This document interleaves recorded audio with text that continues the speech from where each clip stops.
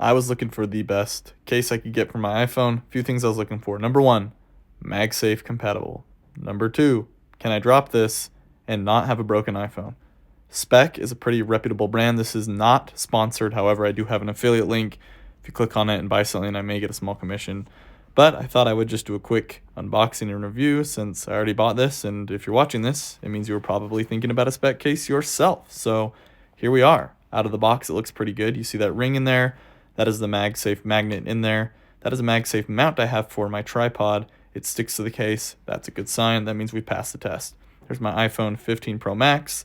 I'm going to slip it in there. It is the white titanium color. But just so you can see what it looks like, and of course I forgot to tuck kind of the top corner there. There we go. You can see what it looks like in the case. I think it looks pretty sleek.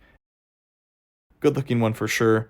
Again, MagSafe test. Will it fit on any MagSafe charging accessories, etc.? Yes, it will. And then on the back, I really like the gripped structure it has, just so you can know what is back and what's not, and so it won't slip out of your hand. So good case. Woohoo!